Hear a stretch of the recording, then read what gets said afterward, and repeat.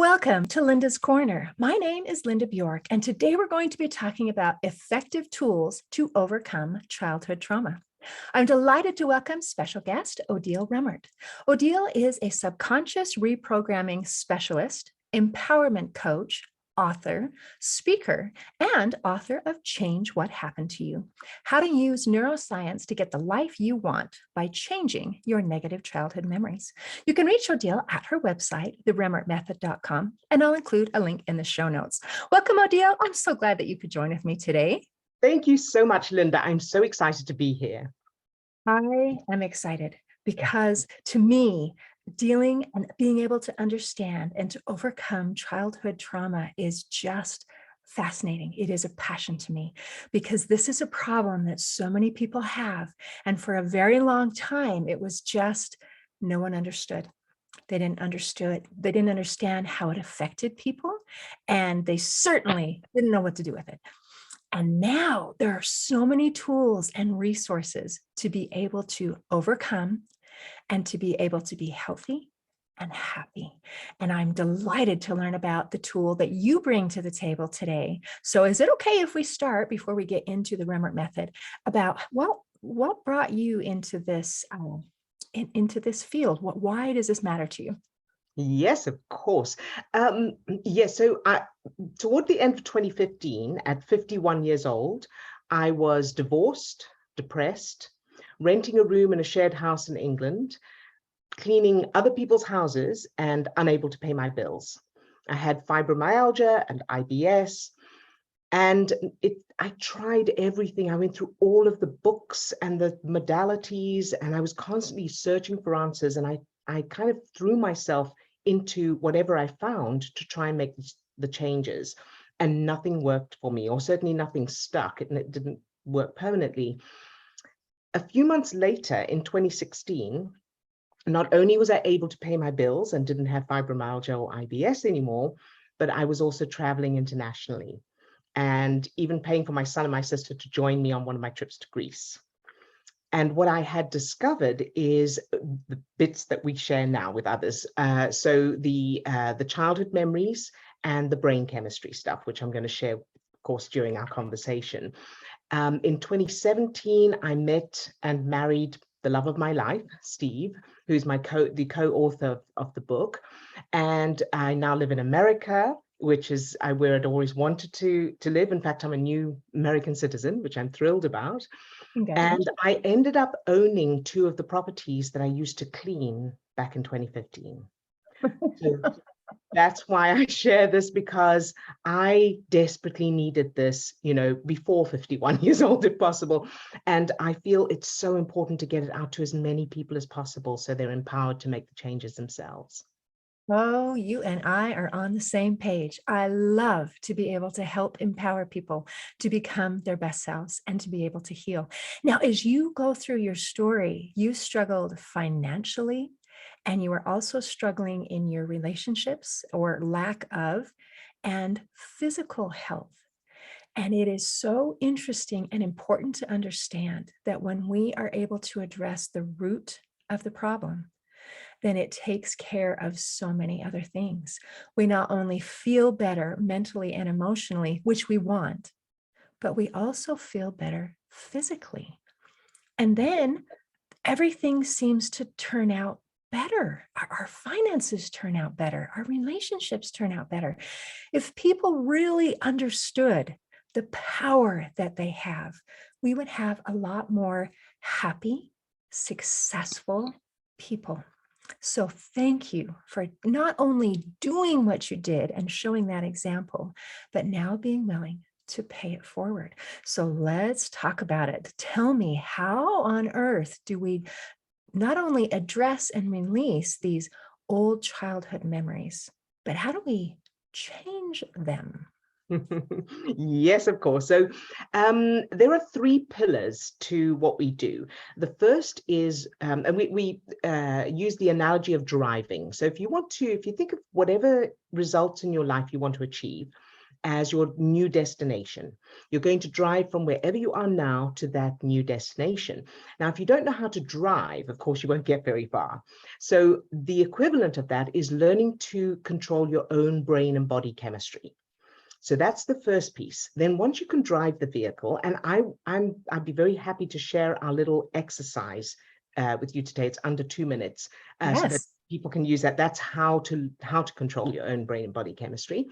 And then once you know how to drive, then you need to change the GPS to match that end destination. And the GPS is the unconscious part of the brain, and the GPS coordinates are the implicit or unconscious childhood memories. So the brain keeps us in alignment with whatever we experienced in our childhood, not with what we're consciously trying to achieve now.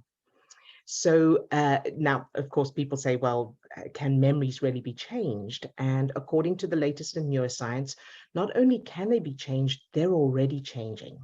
So as we recall them, memories are not stored in a particular part of the brain. They're stored throughout the brain as pieces of data. And as we recall a memory, it's pulled together like a jigsaw puzzle. And as we do that, the brain updates and changes it slightly each time, and then we file the new version of that memory. And I've actually got a fantastic example of this that I didn't realize until I was editing the book. There's a scene in chapter 1 where I talk about where I was about to commit suicide, and next to me, my phone rang on the passenger. I was in my car. There was my phone rang on the passenger seat, and as I was writing it, I had the clear picture in my head, the clear memory. And it was only later when I was editing it, I realized the vision I had was of the phone on my right-hand side. So I was in the driver's seat, phone was on the passenger seat on the right-hand side. And I thought, it couldn't have been, because I was in England. So the phone had to be on my left, but my brain, because I've been living in America for 5 years now and driving over here, my brain automatically updated just that piece. I would have sworn in court it was on the right-hand side. So that's a little example of how the brain is already doing it. So we can now do it intentionally. Wow, isn't that crazy? Oh, and it's a little disconcerting because it means we can't necessarily trust our memories. Now, I was aware that the brain, our memories store in different places, and then it becomes malleable when we recall it. But I was only thinking about the ability to take the emotions that come with it and being able to remove them or change them.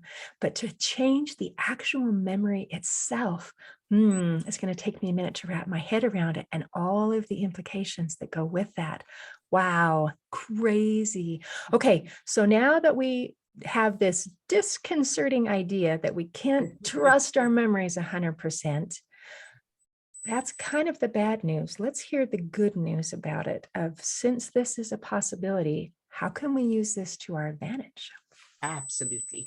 So it's incredibly empowering, because when we change as an implicit childhood memory, an unconscious childhood memory, or any memory, in fact, we're changing it in the unconscious part of the brain, so that the unconscious part of the brain will believe the new memory, but we can still remember consciously what originally happened.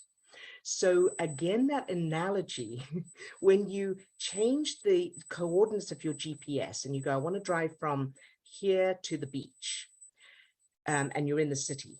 So you change the coordinates in the GPS to match the beach.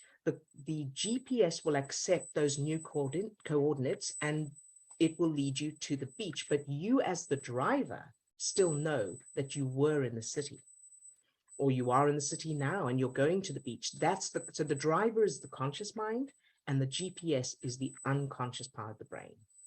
So when you watch a movie, for example, a scary movie, you'll find that your brain and body go into the same fight, freeze, flight state they would if you were in real physical danger. And it's only your conscious mind that knows it's just a movie. So the only thing stopping you from running screaming into the street is that your conscious mind knows it's just a movie, but the unconscious part of your brain is still putting you into that fight, freeze, flight state. So the same thing happens with memories. We take a negative childhood memory, and I can take you through the process. We bring the emotions down first by changing the brain chemistry, because emotions are chemicals. So we switch from stress chemicals to feel-good chemicals. Once the emotions are down, then we change the memory the same way you would change a phone number, by imagining it differently and then repeating it and adding feel-good chemicals to it. So endorphin, serotonin, oxytocin. And the brain then prioritizes that for long-term storage. So for example, I can give you an example of a memory like this. One of the first memories I changed, Oh, I yes, was please. I was about 11 years old, and all I had of this memory was I was standing in the doorway to my grandparents' bedroom. My grandfather was sitting on the bed, and next to him was a brown leather belt. And I was standing just frozen. And that's all the memory was. He actually never used it in the end. It was just to frighten me. But all I had was me standing in the doorway frozen. I changed it so that now when I think of that memory, he's sitting on the bed next to him, instead of a brown leather belt, is a pink feather boa. And he's playing with the feather boa, he's wearing it and playing the fool. And so now that memory doesn't have, there's no threat. And the way this sort of changed who I am and how the world works for me is I used to feel intimidated by older men. So I would feel incompetent, I would feel nervous. And it wasn't just that one memory of my grandfather. Of course, there were a lot of memories. I changed all of them. But the way I changed that memory, that particular memory, and now when I am in the presence of older men, I don't feel intimidated. I don't feel any negative feelings at all. And that's because my brain is now referring, instead of to a brown leather belt, it's referring to a funny memory. So there's no threat. So there's no stress chemicals. Okay. So now I'm thinking about Harry Potter and the boggart. Yes, exactly. I've used that example in the past. That is So exactly. you pull out whatever the scary thing is and tweak it a little bit so that it is not so scary. And then we're able to handle it. Oh, That. that is really cool. And as a little bit of backup for people who this whole idea seems totally new and totally crazy, there is a book called The Body Keeps a Score by Dr. Bessel van der Kolk. And in the book, he explains different ways to overcome childhood trauma. And in this book, there is a section where it includes some of the modalities that have been proven to work. And one of them, at least one, works with changing the memories. And they do it through role play. So, so what you're saying, and this method that you're suggesting, is similar to something else that has been tried and scientifically proven to work. And so if those who are listening are thinking, what in the heck are you talking about? This is not coming out of left field. This is new and proven research that can really change our lives. And you talk a lot about our body chemistry and about working with the brain. So can you explain a little bit more so we can help get some buy-in from people who have never heard of this sort of thing before, and they can say, Odille, are you pulling this out of thin air, or is there some evidence to suggest that this is a real thing? All right. Yes, of course. This is my favorite topic. So the basics of neuroscience, or this part of neuroscience, is that thoughts are connections between neurons or nerve cells in the neocortex of the brain. So as we have a thought, that's connections between those nerve cells, those neurons. Now, those connections between neurons trigger matching chemicals. So to put it very simplistically, negative thoughts trigger stress chemicals like adrenaline, cortisol, and positive thoughts trigger feel-good chemicals like endorphins, serotonin, oxytocin. So as we think of something we're worried about, it's not just a sort of esoteric thought, it's a physical process. It's a connection between cells that trigger the stress chemicals that enter our bloodstream and cause, an increase in heart rate and various other redirection of blood flow and all of that. And we feel that at those sensations, and that we recognize those as emotions. So as we think of something we're worried about, we produce the fight, freeze, flight chemicals, stress chemicals. As we think of something we love or something we're grateful for or something we're looking forward to, we start producing endorphins, serotonin, and oxytocin, which create good feelings. Now, the interesting thing about this, and the reason it's so exciting, is that it takes just 60 to 90 seconds to change from stress chemicals to feel-good chemicals, if you keep your focus off the negative and on the positive for that 60 to 90 seconds. So for more on that, Dr. Jill, no, I've forgotten her name for the moment. It'll come to me, but she calls it her 90-second rule. The 90-second rule, and it's based on neuroscience. It takes 60 to 90 seconds for the peak and dissipation of those chemicals. So, for example, if you were able to keep your focus on something you love or something you're grateful for just 60 to 90 seconds, you will change your brain chemistry. And I'm going to give you a little exercise to do that. If you start thinking about the negative thing, you will then, of course, restart that 90-second clock. So it just takes practice. Some practice. Okay. And you said you were going to tell me how to do this. Yes. So if for this exercise, you'll need what we call a subject. So it can be a person or an animal, something or someone you love, but nothing with no negative connotation. So no worry or guilt or missing or longing or anything like that. So just, so it could be a baby, a child who, or a pet or an animal that's not your pet, but you think they're cute. So like elephants or penguins.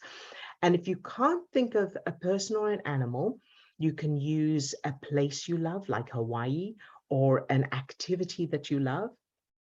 So have you got something? Yes, I'm going to use my granddaughter. Very good. Perfect. All right. So take a deep, and everybody who's listening can follow along with this. So take a deep breath, close your eyes. And I want you to start by thinking of your favorite color. And if you don't have a favorite, just pick one you like. Very good. And now imagine being surrounded by that color. Imagine being surrounded by that beautiful color and feel the feeling of that color. Good job.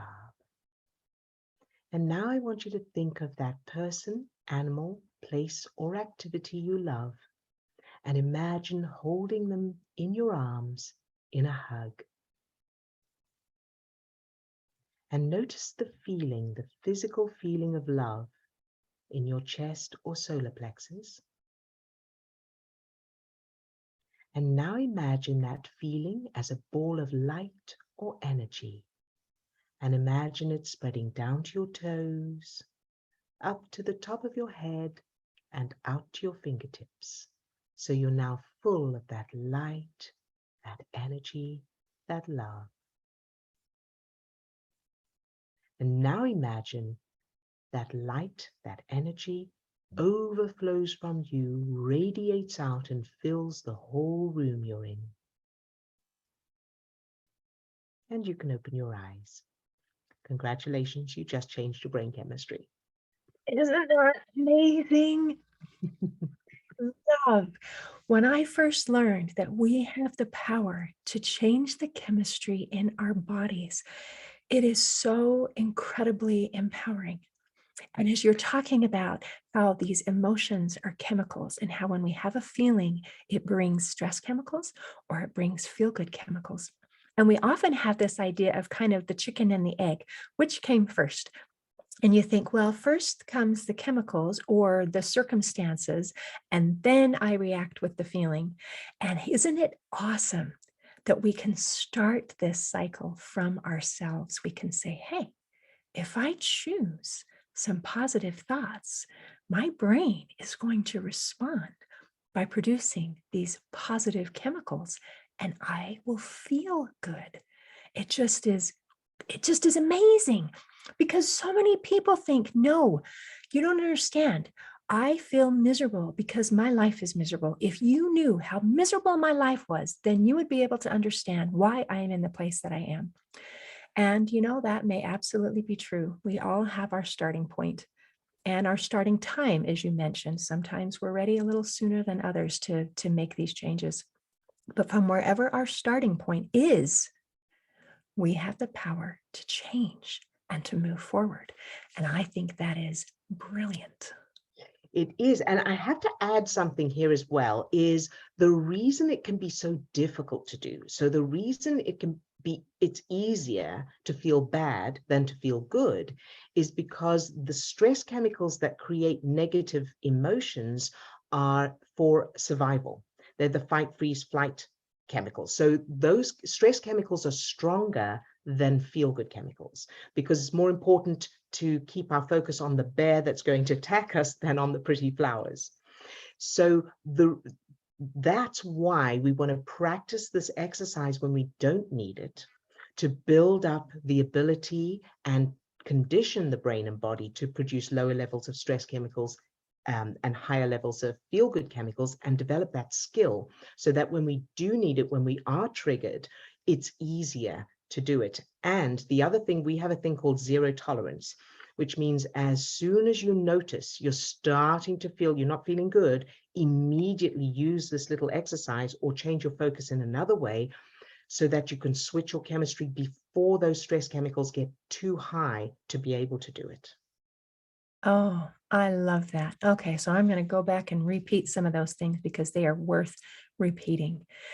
When you explain that it is easier to go to the negative than it is to the positive, and that is something that I think every person has experienced.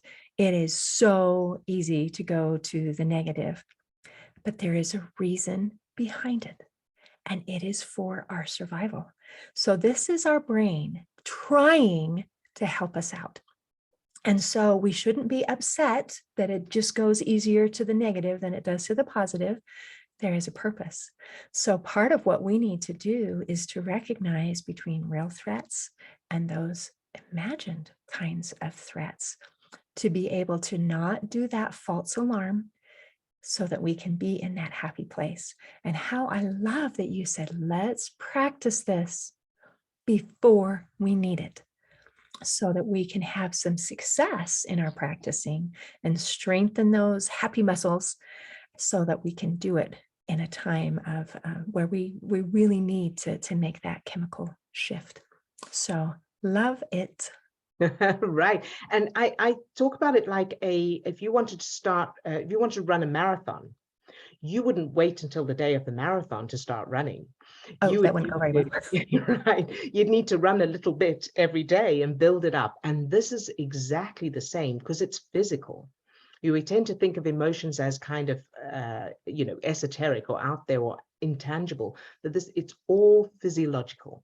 So just like you would physically train for a marathon or practice a musical instrument, that's what this exercise is about, developing the skill and conditioning your brain and body. Oh, so we can practice our happy muscles. And as you're talking about this idea, as we're learning that our feelings, our emotions, our thoughts, they are not just out there. For the longest time, it has been very normal to put the different aspects of our life in like little separate categories, like a little bento box where they don't touch. Your physical does not touch your mental, does not touch your emotional, does not touch what we do at work, does not touch our relationships. And now, as we're recognizing that is not the case at all. In fact, you're maybe aware, but according to the CDC, over 90% of our physical ailments are actually psychosomatic. And people misunderstand that one too. They think that means, oh, that means there's nothing really wrong with you. It's all in your head. You're just a hypochondriac, when that is not the case at all. It means there is a physiological connection between our thoughts, our emotions, and our bodies, which is why you were able to make that amazing transformation where once you get this inside feeling better, then our body responds because our bodies tend to manifest in a physical way what we're feeling, our stresses, whether they're past or present or a big fat compilation. That's right. And the way that works on a molecular level is one of the effects of stress chemicals, so adrenaline, cortisol, and so on, is blood is redirected from the organs to the extremities for running away or fighting.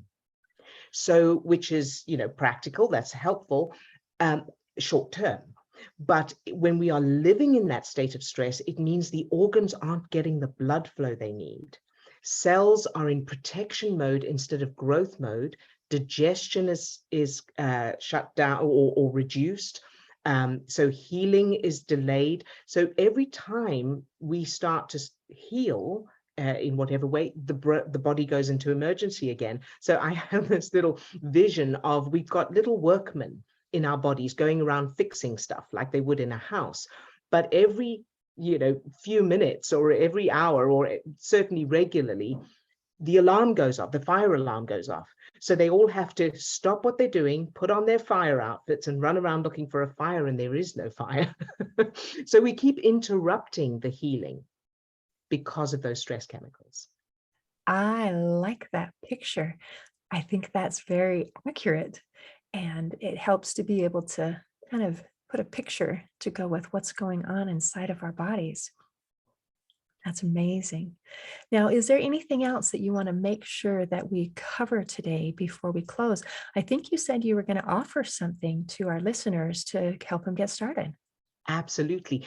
First of all, I'd like to give you just at least the beginning of how to find and change a negative childhood Yes, memory. Got a bit please. of time.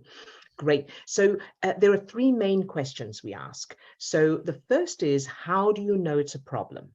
So in my case, addressing the money issues, for example, my answer to that was, well, I don't have enough money to pay my bills. The second question is, how does that feel? And in my case, it felt like I feel like they want something of me and I don't have it to give them. So for different people, it's going to have a different feeling, but that was the feeling for me. The third question is, where in your childhood did you feel that feeling, but it may be a different topic, the same feeling? And for me, it was my entire childhood, and it was expectations. They wanted me to be something I couldn't be. And so my brain was then reproducing that same state, that same experience, that same feeling using money instead of expectations from parents. So the three questions: how do I know? How does that feel? And where in my childhood did I feel that feeling? Maybe a different topic, but will be the same feeling. And then you make a list of whatever memories come. And if you can't think of any memories at all, or just very few, don't worry about it. Create new childhood memories from scratch, and you'll soon find you may think of negative memories that contradict those, and then you can change those. So you make a list of the memories that come, and then address them in order of age from the earliest to onwards, because the earlier ones are, of course, the foundation, the roots. And you change them to the opposite, positive and empowering. The process of changing them is in the little gift I have for your listeners. So we've got a book called Change What Happened to You, how to use neuroscience to get the life you want by changing your negative childhood memories. It's got great detail on everything we've discussed here, and it's available everywhere books are sold, but I would like to offer your listeners a free ebook version of the book. So it's a PDF of the full book, and to get that, you can go to theremmertmethod.com, and Remmert is spelled REMMERT, theremmertmethod.com/podcast gift. And you can fill in your email, and we'll send you the book from there. Oh, that's wonderful.